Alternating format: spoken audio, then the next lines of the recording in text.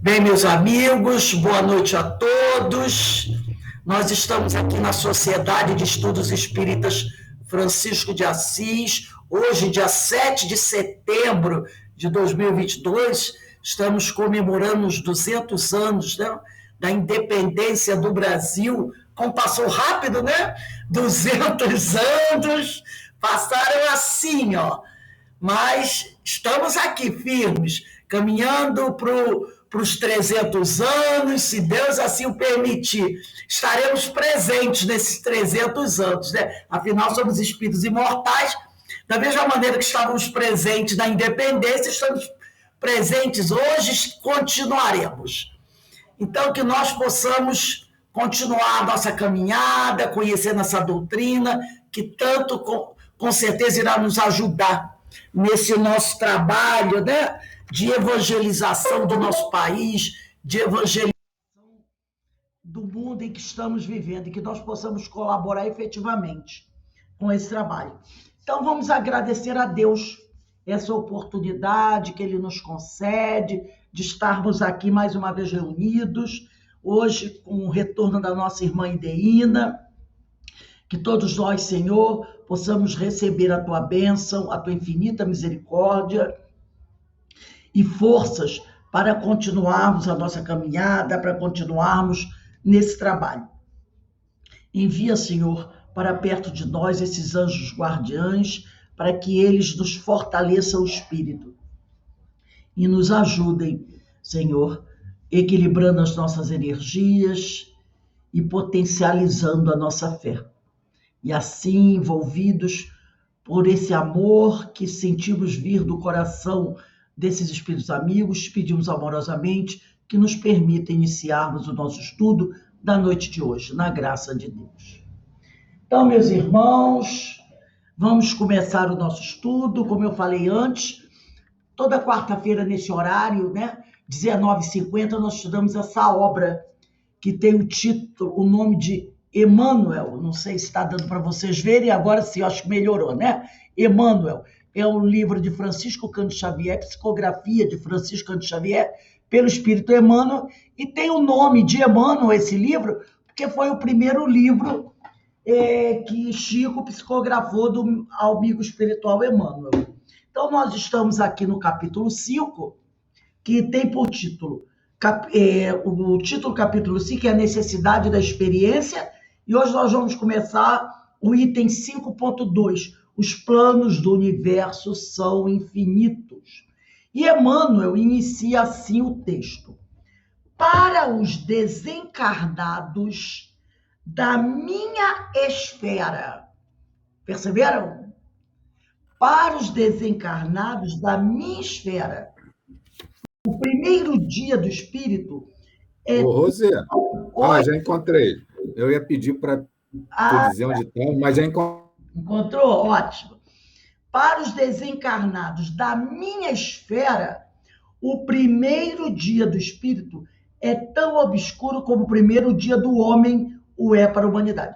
Quando ele diz para os desencarnados da minha esfera, a pessoa vai dizer assim, mas espera aí, para os desencarnados da minha esfera, ele não está falando da espiritualidade, ele está falando do grau evolutivo onde ele se encontra.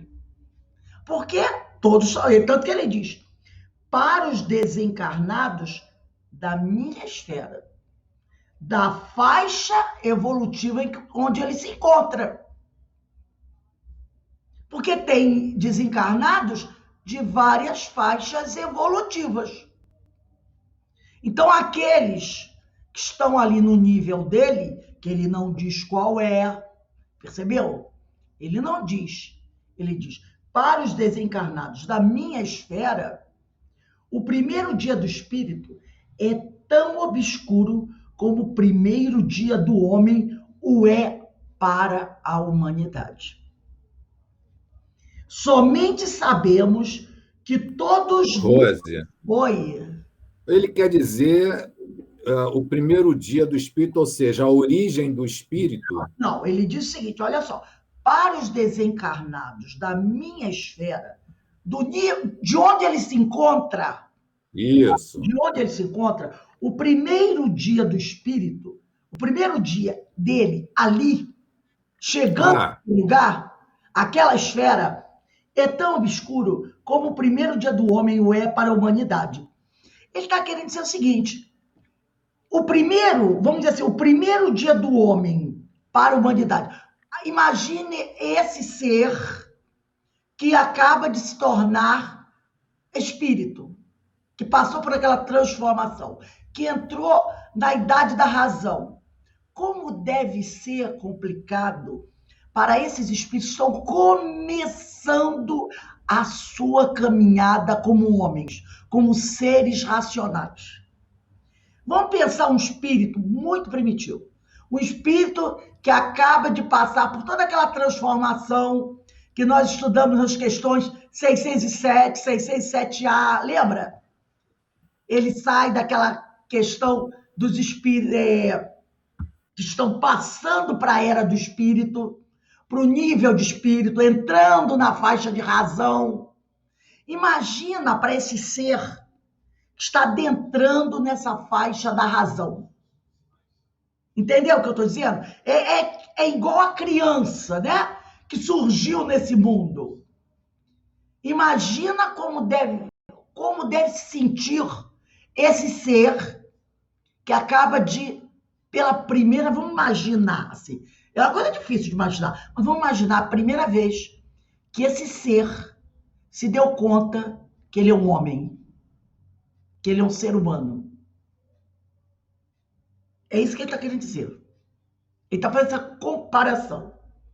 Então, para os desencarnados da minha esfera, o primeiro dia do espírito é tão obscuro como o primeiro dia do homem é para a humanidade. Então, está querendo dizer que, para todos, é muito complicado esse início, tá? Esses primeiros passos. Esses primeiros passos. Então, para os desencarnados da minha esfera, o primeiro dia do espírito é tão obscuro como o primeiro dia do homem o é para a humanidade. Os primeiros passos de um espírito, não importa onde ele esteja, é sempre difícil. Aí ele diz aqui, somente sabemos que todos nós, indistintamente, possuímos germes de santidade e de virtude que podemos desenvolver ao infinito. Então, a única coisa, a única certeza que o ser espiritual possui é que todos nós temos germes de santidade. Temos esses germes em estado latente e que eles poderão ser desenvolvidos ao infinito. Então, é a única certeza que todo espírito criado tem quando ele surge no mundo. Tá? Então, ele está querendo dizer, estejamos nós aqui numa esfera mais elevada. Esteja aquele espírito lá, mais imperfeito do mundo. O primeiro dia para todos os espíritos é algo muito difícil, é algo muito obscuro, é aquele algo que eu estou fazendo aqui, quem eu sou, para onde eu vou, o que eu vou fazer. Para todos é difícil. Agora, todos nós, não importa onde ele se encontre, em que planeta, em que mundo, é saber que todos nós somos espíritos, somos imortais, que nunca vamos morrer, que não estamos abandonados, que o Pai cuidará de todos nós e que nós possuímos germes de santidade. Por isso que Jesus diz, vós sois deuses. E de virtude que podemos desenvolver ao infinito. Que todos temos talentos. Ninguém nasceu, ninguém foi criado desprovido de chances, de oportunidades. Entendeu? Aí ele diz aqui, podendo conhecer a causa de algum dos fenômenos do vosso mundo de formas, não conhecemos o mundo causal dos efeitos que nos cercam. Então, esses desencarnados, que estão na faixa de esfera dele, eles podem conhecer a causa de alguns fenômenos que acontecem aqui na Terra, não é? Eles conhecem a causa de alguns fenômenos que acontecem aqui na Terra. Eles estão no plano espiritual.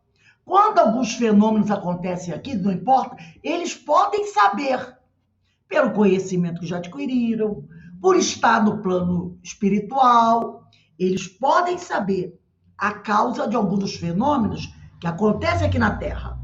Agora, eles não sabem, não conhecem. Aí ele diz aqui, não conhecemos o mundo causal dos efeitos que nos cercam.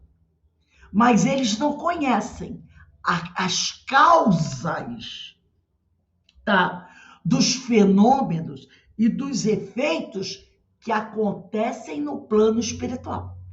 Eles têm o conhecimento das causas dos fenômenos materiais, mas eles não conhecem as causas dos efeitos, e ele diz aqui, que nos cercam, os quais constituem para vós outros encarnados matéria imponderável em sua substância. Então, eles estão no plano espiritual, numa esfera mais evoluída. Eles conhecem muita coisa que acontece aqui na Terra. O porquê esse fenômeno acontece, o porquê aquele fenômeno acontece. Eles conhecem as causas dos fenômenos materiais, mas não conhecem. Ele diz aqui, ó, não conhecemos o mundo causal dos efeitos que nos cercam. Porque conhecer as causas dos fenômenos que acontecem no mundo espiritual é muito difícil. É muito difícil. Isso só é para os espíritos puros. É? Conhecer as causas dos efeitos que nos cercam, os quais constituem para vós outros encarnados matéria imponderável em sua substância. Então, eles têm um conhecimento do que acontece aqui na Terra. Mas conhecer o mundo causal dos efeitos que cercam esses espíritos da erraticidade, eles não conhecem. Entendeu o que ele está falando? Ele conhece o nosso mundo, mas o mundo deles, o mundo dos espíritos, a causa dos efeitos que ocorrem no mundo dos espíritos, eles não conhecem. Não os espíritos da esfera dele. Eles não conhecem. E ele diz aqui, se para o vosso olhar existem seres invisíveis, nós estamos aqui. Eu olho à minha volta, eu sei que tem espíritos, mas eu não estou vendo esses espíritos. Então, se para o vosso olhar existem seres invisíveis, também para o nosso eles existem.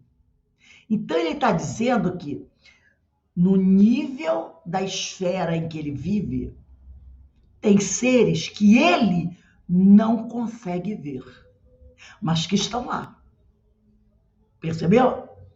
Da mesma maneira que eu aqui não vejo os espíritos, né? Não vejo esses espíritos, ele, no mundo em que ele vive, ele também tem espíritos que ele não consegue ver.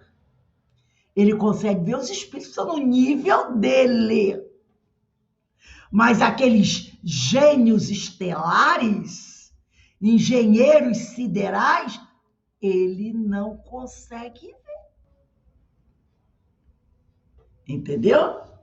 Então ele diz aqui, se para o vosso olhar, nós encarnados, existem seres invisíveis, também para o nosso, eles existem em modalidade de vida que ainda estudamos dos seus primórdios.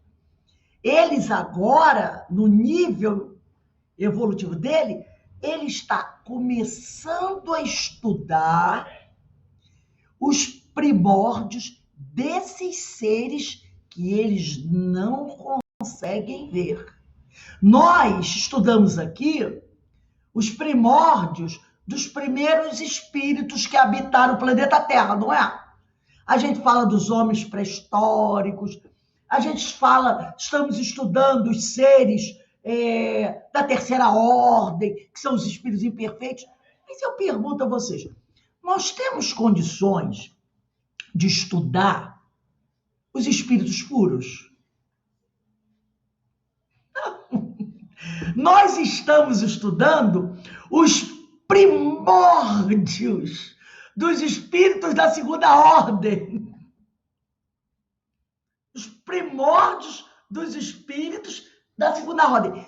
Tanto é, e vamos fazer uma viagenzinha aqui. Quando Kardec, lá na Revista Espírita, tem um capítulo que eu não me lembro bem qual é a Revista Espírita, o ano, nem o mês, mas eu sei que tem, porque eu já li.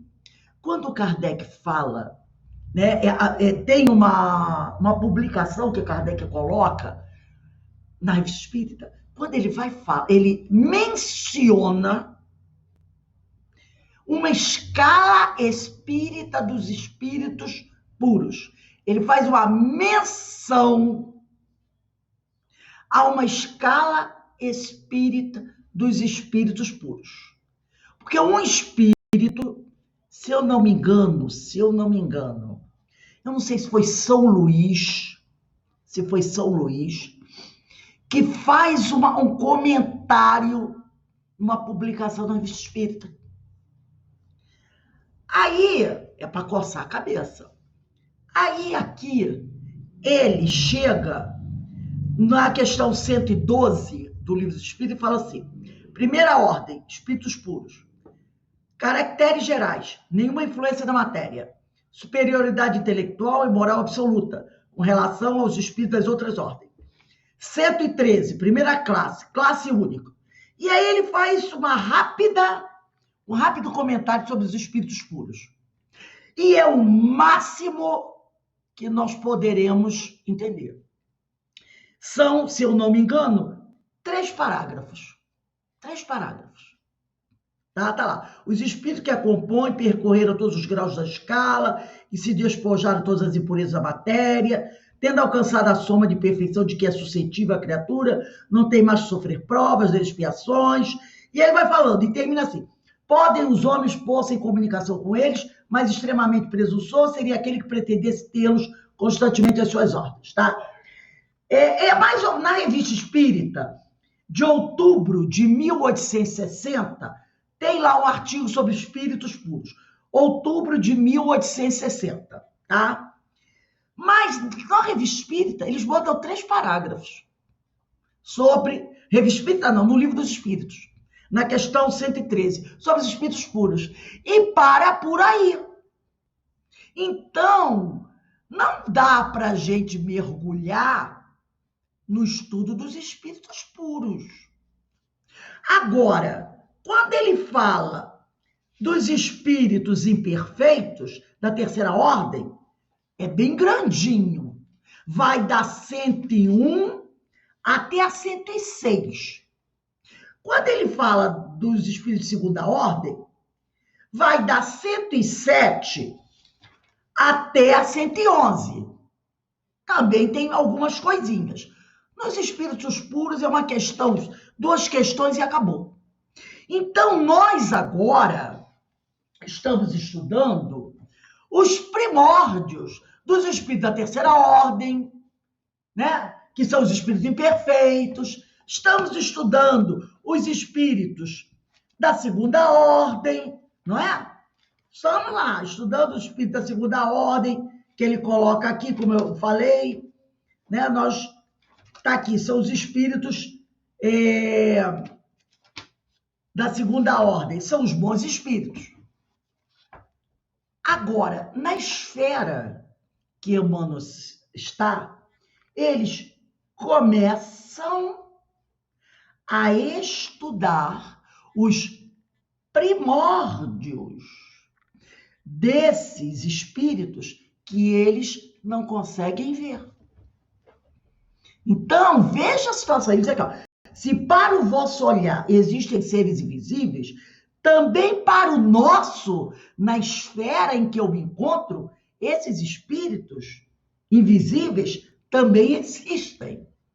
Em modalidade de vida que ainda estudamos nos seus primórdios. Eles estão agora começando a estudar esses espíritos dessas escalas aí mais elevadas. E ele diz aqui, porquanto os planos da evolução se caracterizam pela sua multiplicidade dentro do infinito.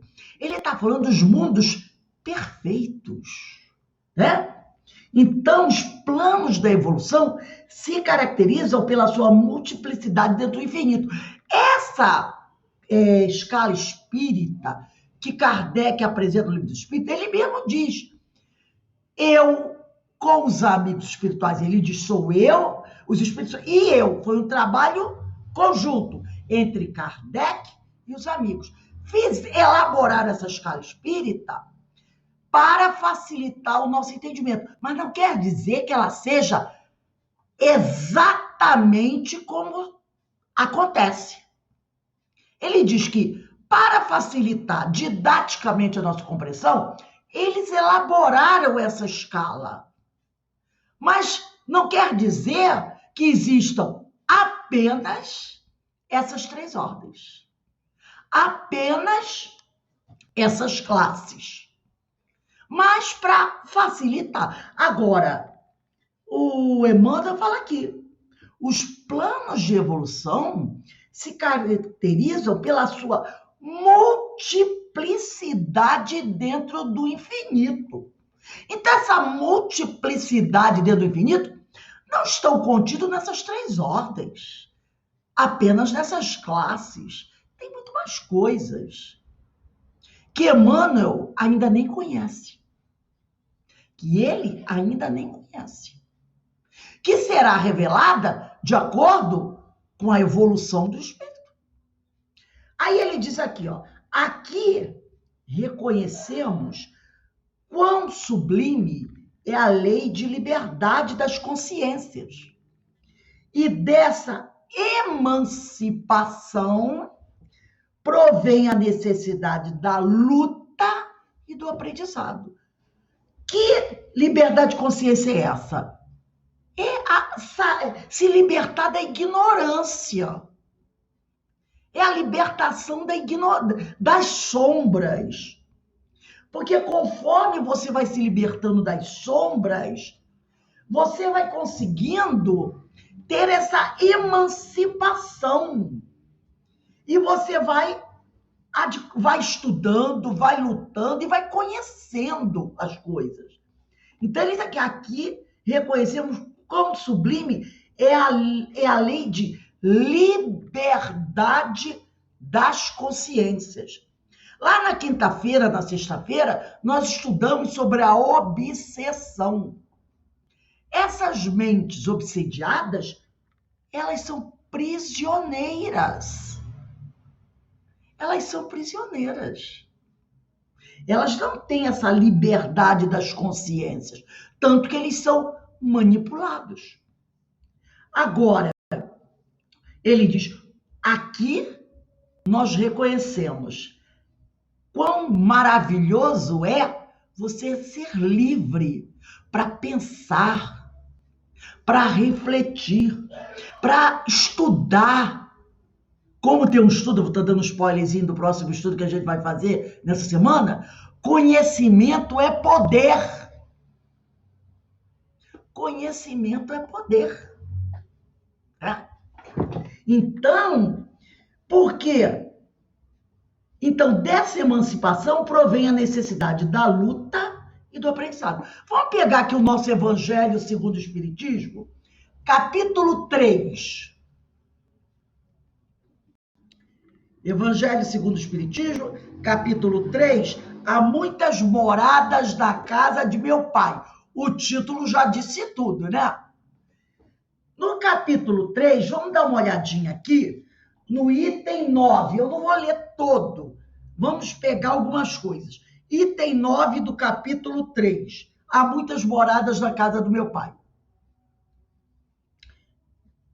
Diz assim: nos mundos que chegaram a um grau superior, as condições da vida moral e material são muitíssimas diversas das da vida na Terra. Vamos lembrar uma coisa aqui. Isso é uma revelação que nos foi apresentada por Divaldo Pereira Franco, tá? E Chico também falou alguma coisa antes uns 2, 3 anos antes de desencarnar, e Divaldo falou depois. Emmanuel está encarnado na Terra. Só para a gente, tá? Vamos nos colocar.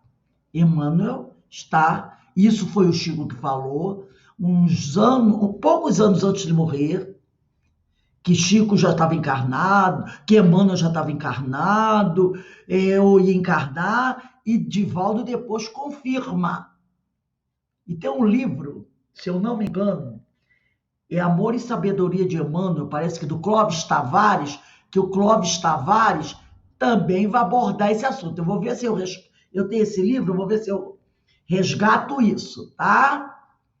Clóvis Tavares também, parece que sabe disso, já desencarnou também. Então, ele está encarnado. Aonde? A Terra. Aonde André Luiz vai reencarnar? Se ainda não reencarnou, na Terra. Aonde Leon Denis vai reencarnar? Isso foram ditos já pela espiritualidade.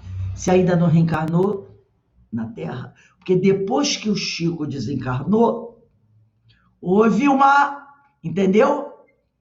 Uma mexida. Então, alguns espíritos que, se não reencarnar, estão para reencarnar.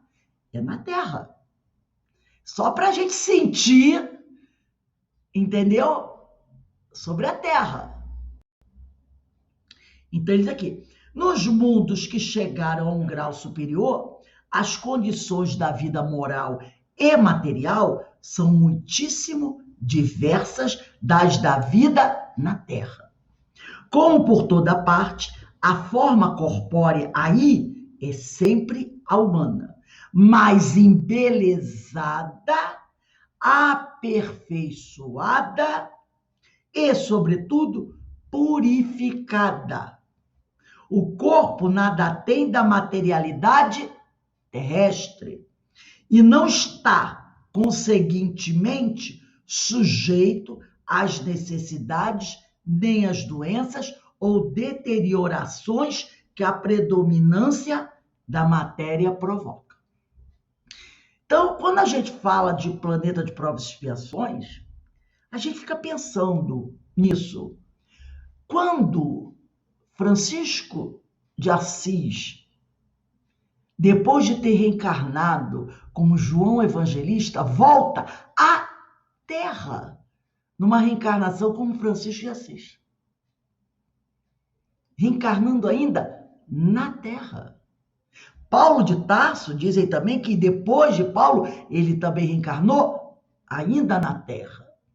Para a gente não imaginar, não é? Que a Terra é um planeta que essa coisa de provas e expiações é só para quem está lá na rabeira, não é? Não. Só para a gente ter uma ideia do que é um planeta de provas e expiações. Francisco de Assis reencarna aqui.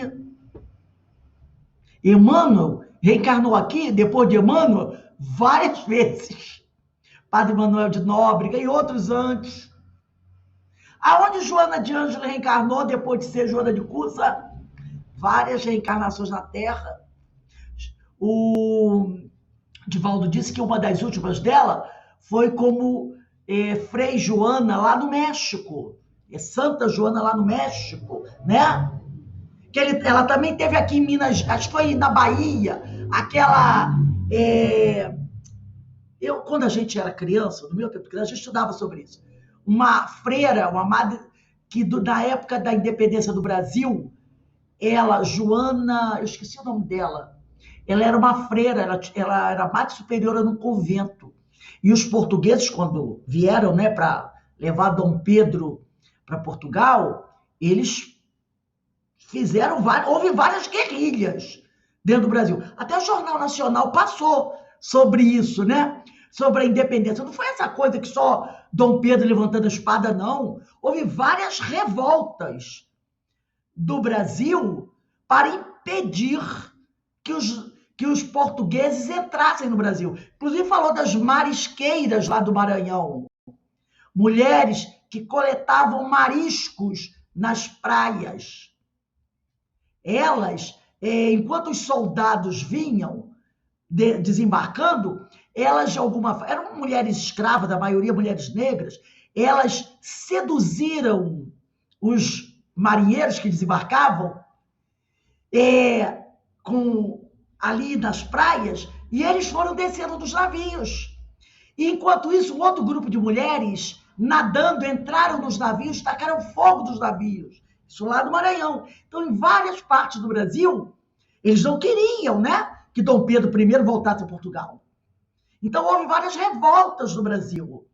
Várias pessoas lutaram no Brasil nesse período, lá por volta há 200 anos atrás. Não foi só Dom Pedro. Inclusive, a imperatriz também se reuniu, porque Dom Pedro estava em São Paulo, mandando a carta para ele, para evitar esse movimento todo, né? Então, ela, quando os portugueses tentaram invadir o convento, ela não permitiu que eles entrassem, né? E eles a mataram na porta do convento. Eu, quando era criança, a gente estudava isso. As revoltas, né? Balaiada, sabinada, a gente estudava tudo isso. Hoje, não estuda nada, né? Mas a gente estudava tudo isso. E eu estudei sobre ela. Ela morreu, ela impediu que eles entrassem, que eles, imaginando eles entrando num convento cheio de freiras jovens, o que ia acontecer. E ela se colocou na frente e ela foi morta ali. E o Divaldo fala que... Ela sempre com esse nome Joana, Joanes, sempre um nome assim, usando um nome muito parecido, né? Então, mas foi aqui, planeta de provas e expiações. Então, a gente, quando o pessoal fala, eu vivo no planeta de provas e expiações, gente, essa ideia de provas e expiações é muito ampla e contempla um número muito grande de espíritos.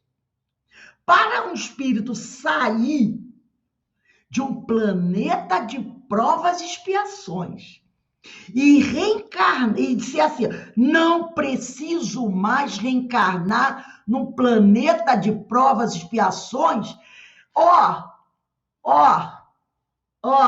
não é para assim, com meia dúzia de reencarnações, que ele vai sair de um planeta de provas e expiações, não, gente.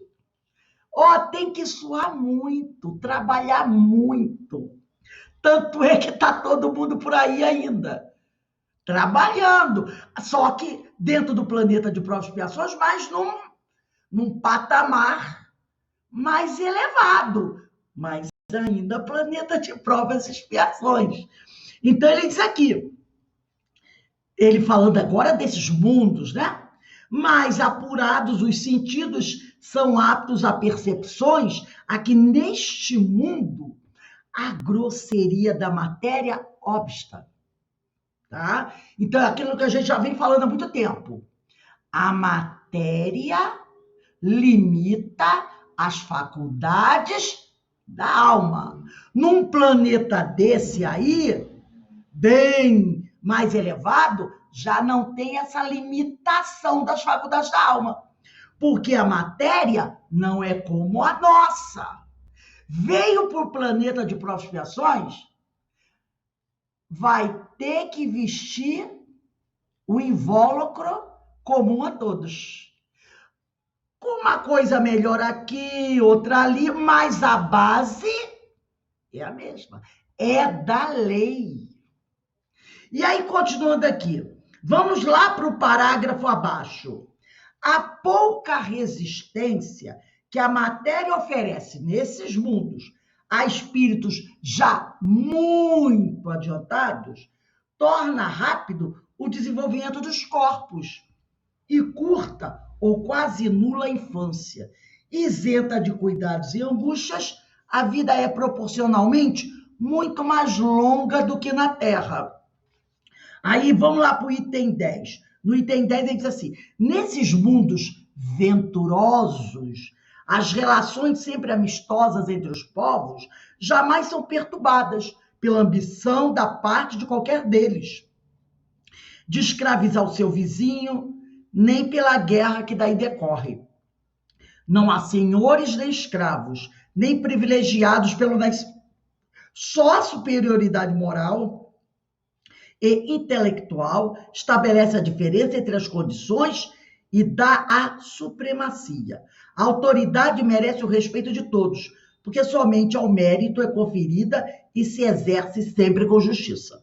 O homem não procura elevar-se acima do homem, mas acima de si mesmo, aperfeiçoando-se.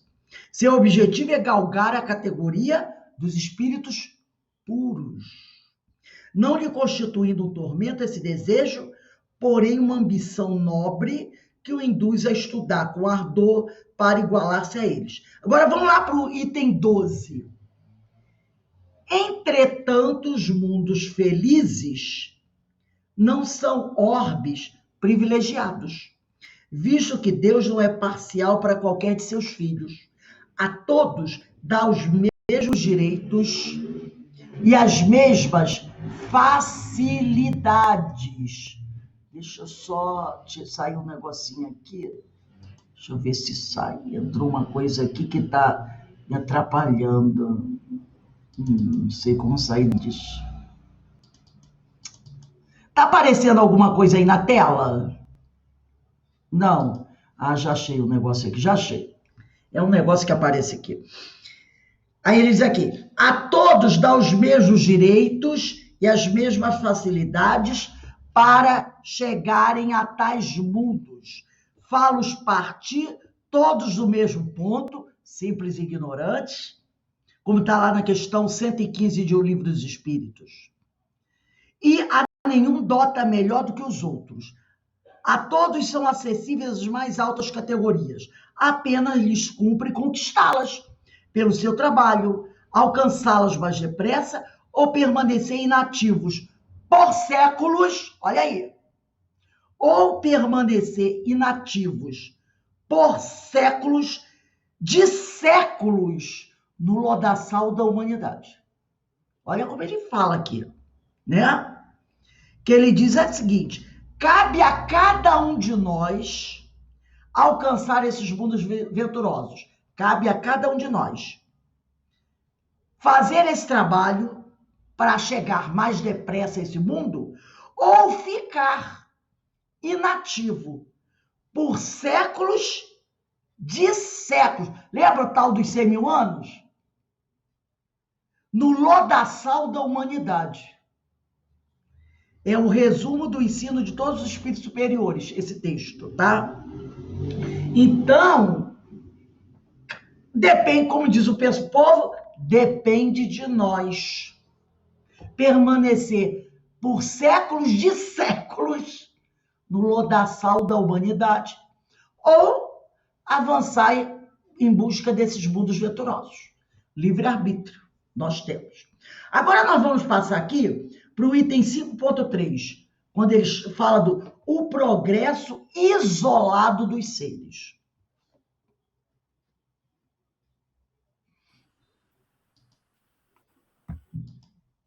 Diz assim: a ciência, a arte, a cultura, a virtude, a inteligência não constituem patrimônios eventuais do homem, conforme podeis observar, tá? Semelhantes atributos só se revelam na Terra nos organismos dos gênios, os quais representam a súmula de extraordinários esforços individuais, em existências numerosas de sacrifício, abnegação e trabalhos constantes. Então, ele diz aqui, a ciência, a arte, a cultura, a virtude, a inteligência não são patrimônios eventuais do homem. Tipo assim, por acaso, alguém reencarnou gênio.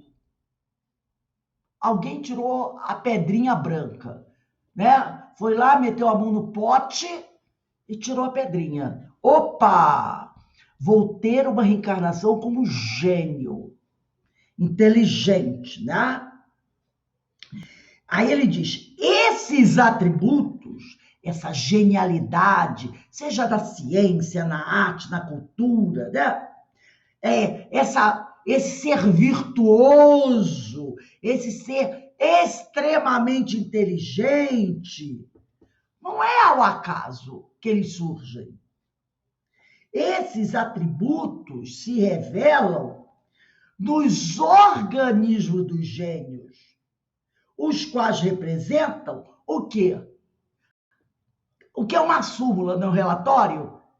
De extraordinários esforços individuais. Então, não é colocar a mão no pote e tirar a grande pedra, a pedra da sorte. Essa genialidade, essa capacidade extraordinária, ela é fruto de muito esforço, é fruto de muito trabalho, mas esforços individuais, em inúmeras existências de sacrifício, abnegação e trabalho constante.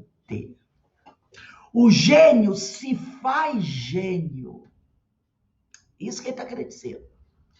Todos os seres, portanto, laboram insuladamente, quer dizer, individualmente, na aquisição dessas prerrogativas, de acordo com as suas vocações naturais, dentro das lutas planetárias, né? Então, todos nós aqui, né, vamos um dia ser essas pessoas geniais, mas isso é fruto de muito suor, de muita lágrima, né?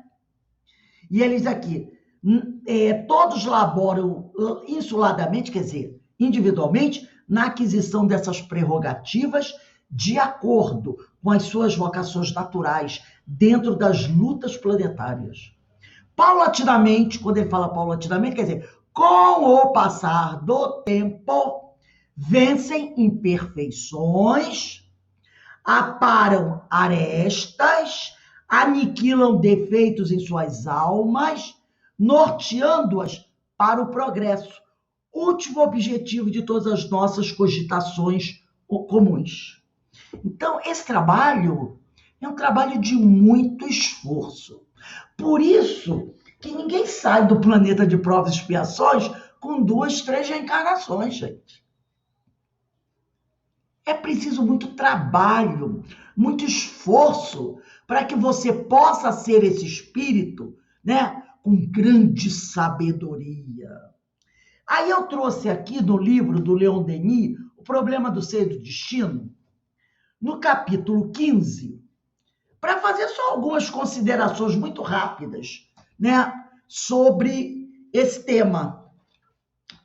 E aqui, no capítulo 15, Leon Denis diz assim, as anterioridades, tá? As anterioridades do ser, quer dizer, as vidas passadas, as reencarnações anteriores do ser, lhe permitiram robustecer suas faculdades. De vida em vida, constituir-se em uma individualidade, portando em si o selo de sua originalidade e suas próprias aptidões. Só esta lei dos renascimentos, quer dizer, das reencarnações, poderá fazer-nos compreender como certos espíritos, reencarnando, mostram, desde seus primeiros anos, aquelas facilidades de trabalho e de assimilação que caracterizam as crianças prodígio. São os resultados de imensos labores que familiarizaram esses espíritos com as artes, com as ciências, em que demonstram excelência. Longos trabalhos, estudos, exercícios seculares deixaram em seu envoltório perispiritual marcas profundas, criando uma espécie de automatismo psicológico. Então, quando você vê uma criança de 5 anos sentar no piano e tocar como um virtuoso, né? Isso é fruto de séculos e séculos de aprendizado em vidas anteriores. De tal forma que esses exercícios, como ele diz aqui, seculares, deixaram no envoltório perispiritual daquela pessoa marcas profundas, criando uma espécie de automatismo para aquele tipo de arte, de ciência que ele está ali apresentando. Então, não foi uma coisa que aconteceu ao acaso. E aí o Leon Denis vai dizer assim ainda: o talento, o gênio, são o resultado de esforços perseverantes e contínuos em direção a um objetivo específico. O trabalho anterior, quer dizer, aquele feito em vidas passadas, efetuado por todo espírito, pode ser facilmente calculado, medido pela rapidez com a qual executa novamente o trabalho semelhante sobre o mesmo assunto, ou então pela prontidão com a qual assimila os elementos de uma ciência qualquer. Sob este ponto de vista, a diferença entre os indivíduos é tão considerável que ficaria incompreensível sem o dado das existências anteriores. Como explicar isso? Que uma pessoa, uma criança de 5 anos, vê um piano, senta naquele piano e toca um Mozart, um Beethoven, enquanto você não sabe nem abrir o piano. Você nem sabe qual é o dó, o ré, mi, o fá, sol, lá, si, dó. É porque, como é que vai explicar isso sem a reencarnação? É praticamente impossível você explicar uma coisa dessa. Não dá para explicar. Somente através da reencarnação. Porque se não for através da reencarnação, você vai dizer o quê? Ah, Deus é injusto. Deu para esse talento extraordinário e para mim nada. Eu não sei nem pegar num lápis para fazer uma bola. Eu não consigo fazer um círculo correto com o meu lápis. Outro dia eu estava vendo um rapaz, esses pintores de rua, né? E desempregado, vive de fazer pinturas na rua. Então ele mora lá da Bahia, ele vai para a rua, né? E pinta quadrinhos para o pessoal e vende ali, dali ele sobrevive. Gente, ele pegou um retângulo que devia ser 20 por 20. Aí jogou uma tinta preta em cima, passou a mão assim.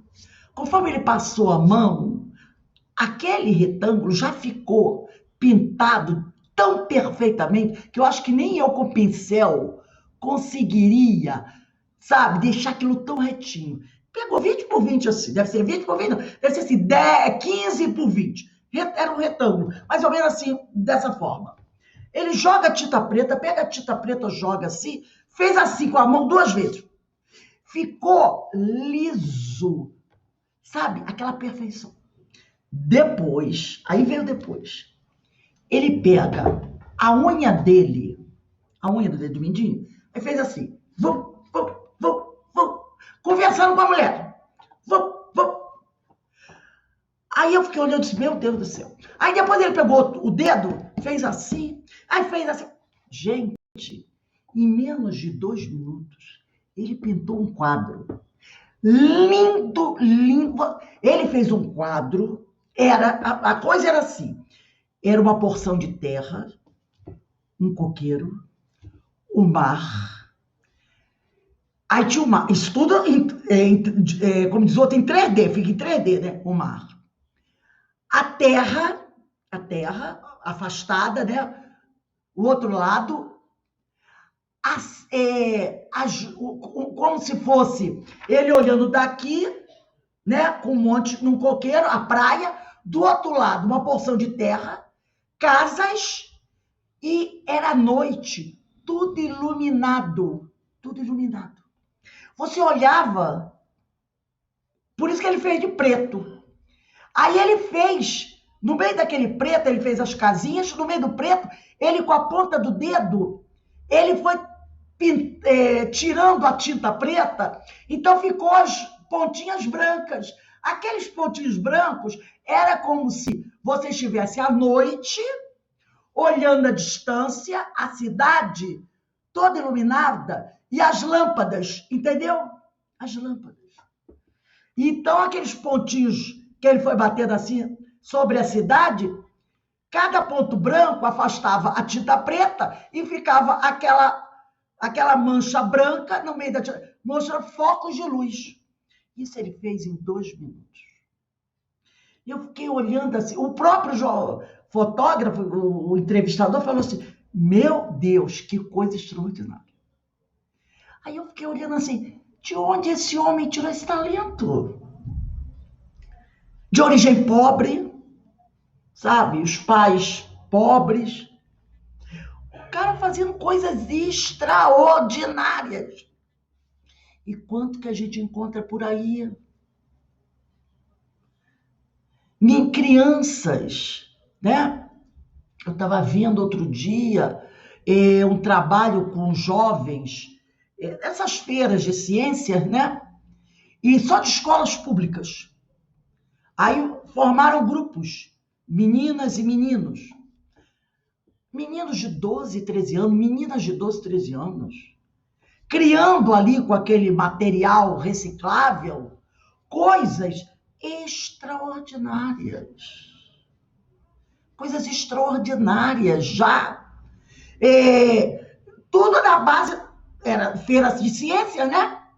Projetos que você diz, meu Deus, uma garota de 12 anos, ela fez um projeto de uma embalagem com material, aí ela falou o tipo de material, aonde você poderá, melhor que o isopor, porque o isopor, a gente sabe que polui, né?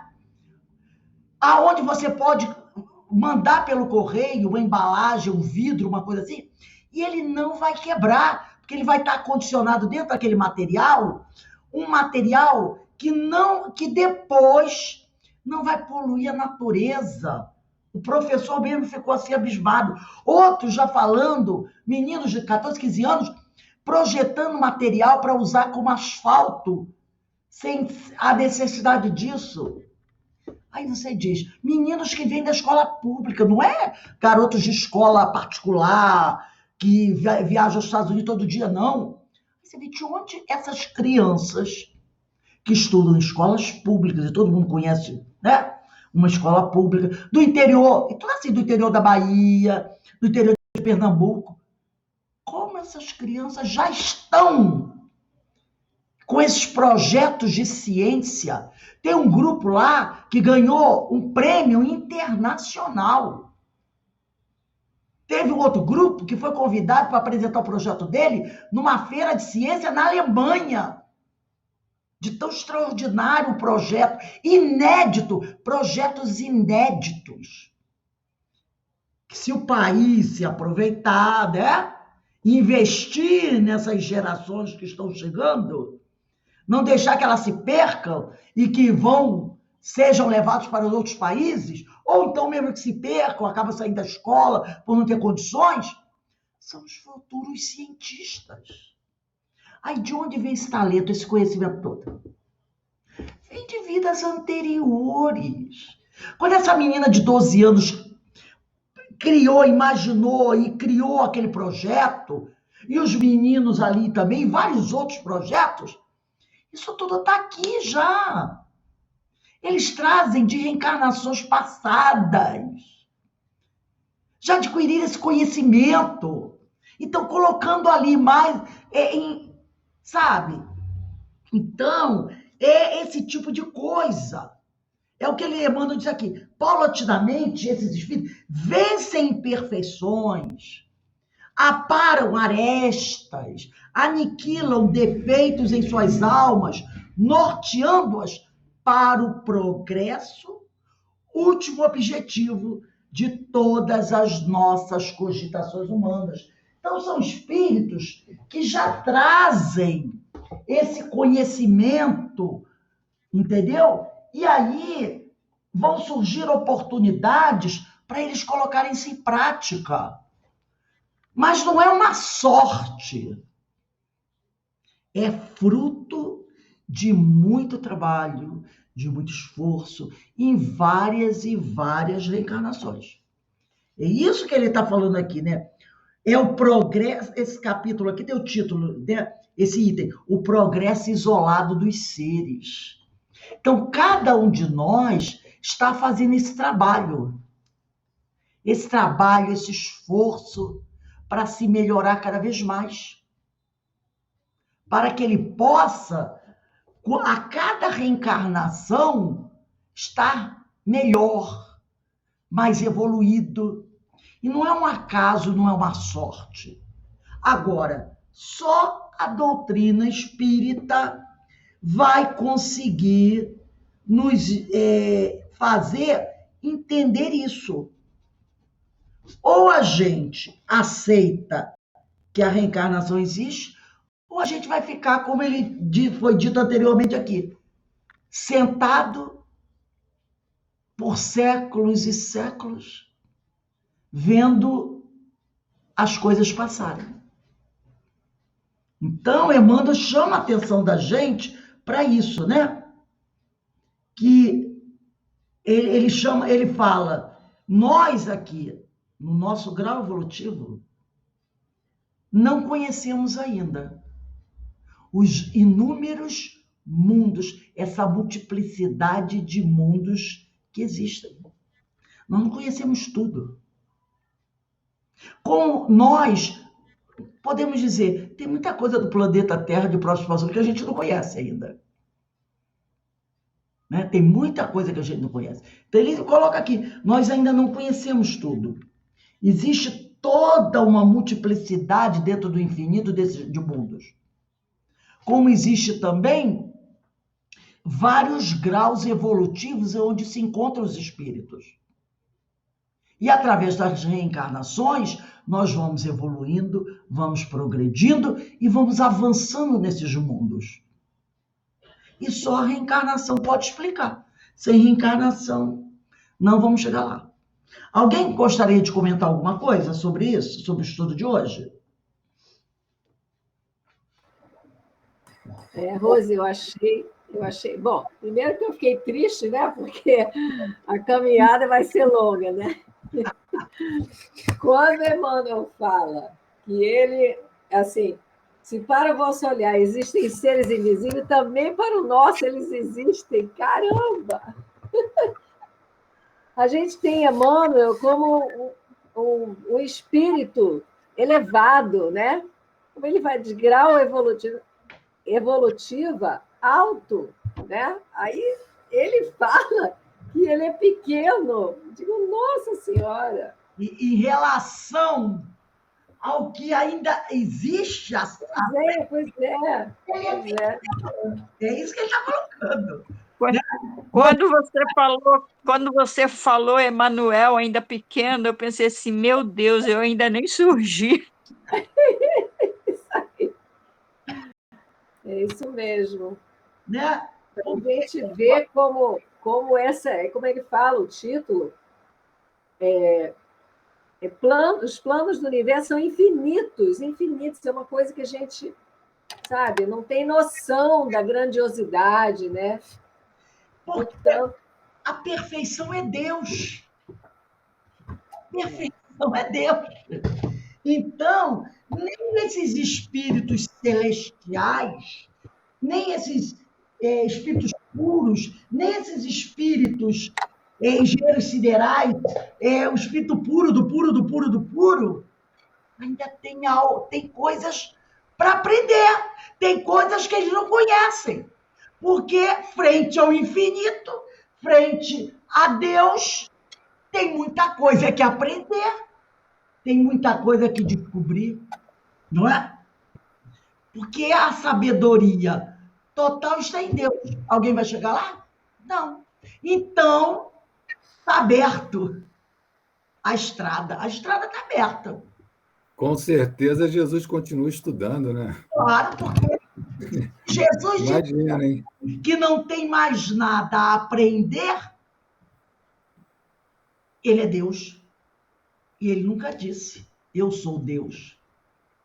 Então, o conhecimento divino, nenhum espírito detém. Então, se não detém o conhecimento divino, tem algo para aprender. Tem algo que Deus pode revelar para ele. Aí não é uma questão moral, porque a questão moral é a seguinte, você conquistou a moral, você conquistou. Então, aí a moral está conquistada. Mas o conhecimento do universo, esse conhecimento é de Deus. Agora, ele sempre nos permitiu buscar, ir atrás. Por que levou-se tantos bilhões de anos para se encontrar um corpo que fosse adaptável ao espírito? Porque Deus não disse assim para os espíritos, faz assim, pega a célula tal, com tal, com tal, com tal, junta tudo e vai ter um corpo bonitinho, esse corpo aí do século XXI bota o espírito. Porque aos cientistas da espiritualidade cabia buscar. E foi o que eles fizeram.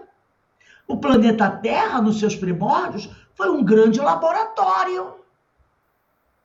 Cruza um ser daqui com o outro, não é? E foi o quê? Cruzamento das espécies. Até que se preparasse, eles conseguissem obter um corpo que desse ao espírito condições de progredir. Porque senão eles diriam assim, faz o seguinte, tem um dinossauro Rex aqui, bota o espírito do dinossauro Rex, tá bom, vai de dinossauro Rex. Tem um mamute aqui que tem 4 patas, uma tromba, é grande, bota o espírito ali dentro. E vamos ter uma humanidade mamute. Tem o tigre de dentes de sabre, uma maravilha. Mas não dava, não era aquilo. Até chegar ao corpo hominal, o corpo do homem, E quem foi fazendo esses trabalhos? Os engenheiros estelares. Por que Deus não deu mapa para eles?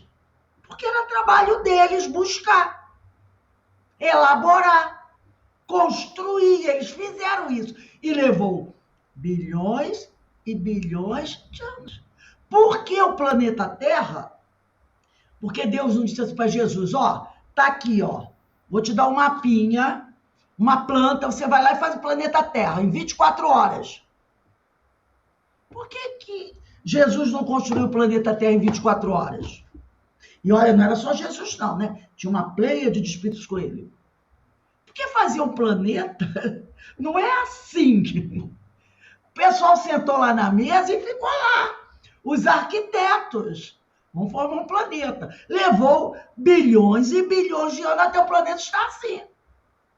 Por quê? É trabalho. É um trabalho. São os arquitetos do universo. Então, eles têm que construir. pensar. Como é que a gente vai fazer isso? Não é? Vamos trabalhar aqui, ainda tem vulcão explodindo. O que a gente pode fazer? Vamos lá. E foram trabalhando até o planeta estar como está. Da mesma maneira, depois, começaram a trabalhar nas espécies que poderiam habitar esse planeta. As primeiras espécies eram muito brutas. Até que o homem pudesse surgir aqui, esse planeta teve que ser repaginado. A atmosfera do planeta, quando as primeiras feras vieram para o planeta, os primeiros dinossauros, que até na questão do dinossauro teve aperfeiçoamento. Os primeiros dinossauros eram muito brutos. Os últimos já eram mais de uma, vamos dizer assim, uma perspectiva mais elaborada. Um designer. Um design mais elaborado. Entendeu? Era uma coisa mais elaborada. Agora, pergunta se o homem podia habitar a Terra na época do dinossauro Rex. Na época desses... Não, porque a atmosfera não era compatível com os órgãos do homem. Se o homem existisse na Terra na época dos primeiros dinossauros, na época que surgiram as primeiras grandes samambaias, que elas eram gigantes, o homem não conseguiria sobreviver, porque a atmosfera era muito pesada, ainda de gases. Então, tudo isso foi sendo elaborado, tudo isso foi sendo, né, afinizado para que pudesse o homem aqui viver.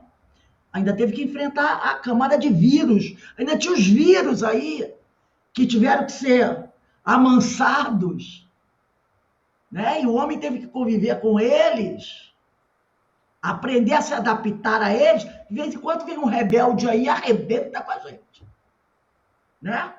De vez em quando aparece um vírus rebelde ainda, lá daquele tempo. Aí arrebenta com a gente. Então, tudo isso é trabalho. Se esses espíritos trabalharam, se esforçaram por bilhões e bilhões de anos, por que nós não vamos fazer isso? Por que o cara quer de graça? Eu quero uma genialidade de graça. Eu quero uma sabedoria, um conhecimento de graça. Não tem nada de graça. Por isso que Emmanuel fala, se vocês acham que tem seres invisíveis, para a gente também tem. No nossa esfera ainda tem. Ainda tem mundo que nós não conhecemos. Tem mundos superiores que agora que a gente está estudando os primórdios deles. Agora. E aí Kardec apresenta para a gente. Ó, espírito puro, 2 itens, 3 parágrafos, e tá bom por aí. Que não dá para ir mais além. Então, tudo é movimento, trabalho e esforço. É isso que Emmanuel vem trazendo para a gente, né? Mas que a gente persevere, que a gente chega lá. Porque é da lei, ninguém vai poder ficar para semente, enterrado na lama ad eterno, né? Então, nós vamos aqui encerrando o nosso estudo de hoje. Amanhã teremos o nosso Setembro Verde, né, com a nossa amiga Patrícia Vieira. E teremos também o nosso estudo do livro Diversidade dos Carismas. Ensinos de Jesus vai ter, Denise? Vai ter os ensinos de Jesus, né? Então, tudo bem. Então, vamos lá. Eu vou pedir aqui para o nosso amigo Alberto fazer a nossa prece de agradecimento. Alberto. Ao término do nosso estudo, do nosso ciclo de estudos, sempre estamos agradecidos ao Pai pela oportunidade de ampliarmos o nosso conhecimento, tão necessário para o nosso progredir espiritual.